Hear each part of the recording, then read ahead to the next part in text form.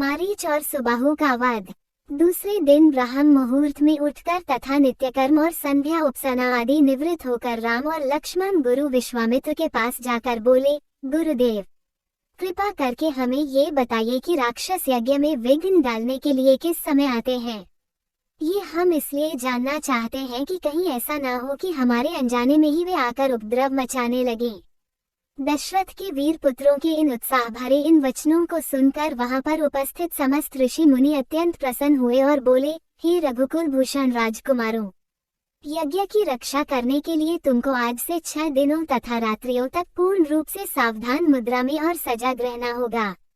इन 6 दिनों में विश्वामित्र जी मौन होकर यज्ञ करेंगे। इस समय भी वे तुम्हारे किसी भी प्रश्न का उत्तर नहीं देंगे क्योंकि वे यज्ञ की दीक्षा ले चुके हैं। सूचना पाकर राम और लक्ष्मण दोनों भाई अपने समस्त शस्त्रास्त्रों से सुसज्जित होकर यज्ञ की रक्षा में तत्पर हो गए। 5 दिन और 5 रात्रि तक वे निरंतर बिना किसी विश्राम के सतर्कता के साथ यज्ञ की रक्षा करते रहे, किंतु इस अवधि किसी भी प्रकार की विघ्न बाधा नहीं आई। 6वें दिन राम ने लक्ष्मण से कहा, भाई सौमित्र, यज्ञ का आज अंतिम दिन है और उपद्रव करने के लिए राक्षसों की आने की पूर्ण संभावना है। आज हमें विशेष रूप से सावधान रहने की आवश्यकता है। तनिक भी असावधानी से मुनिराज का यज्ञ और हमारा परिश्रम निष्फल और निरर्थक हो सकते हैं। राम ने लक्ष्मण को अभी सचेष्ट किया ही था कि यज्ञ सामग्री, चमस, समिधा आदि अपने आप भभक उठे। आकाश से ऐसी ध्वनि आने लगी जैसे मेघ गरज रहे हों और सैकड़ों बिजलियां तड़क रही हों। इसके पश्चात मारीच और सुबाहु की राक्षसी सेना रक्त, मांस, मज्जा, अस्थियों आदि की वर्षा करने लगी। रक्त गिरते देखकर राम ने उपद्रवकारियों पर एक खोजपूर्ण दृष्टि डाली।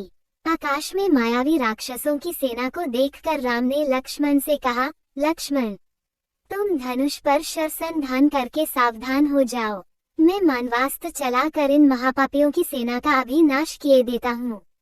ये कहकर राम ने असाधारण फुर्ती और कौशल का प्रदर्शन करते हुए उन पर मानवास्त्र छोड़ा। मानवास्त्र आंधी के वेग से जाकर मारीच की छाती में लगा और वो उसके वेग के कारण उड़कर 100 योजन अर्थात 400 कोस दूर समुद्र में जा गिरा। इसके पश्चात राम ने आकाश में आग्नेयास्त्र फेंका जिससे अग्नि की एक भयंकर ज्वाला प्रस्फुटित हुई और उसने सुबाहु को चारों ओर से आवृत कर लिया। इस अग्नि की ज्वाला ने क्षण भर में उस महापापी को जलाकर भस्म कर दिया। जब उसका जला हुआ शरीर पृथ्वी पर गिरा तो एक बड़े जोर का धमाका हुआ। उसके आघात से अनेक वृक्ष टूटकर भूमि पर गिर पड़े।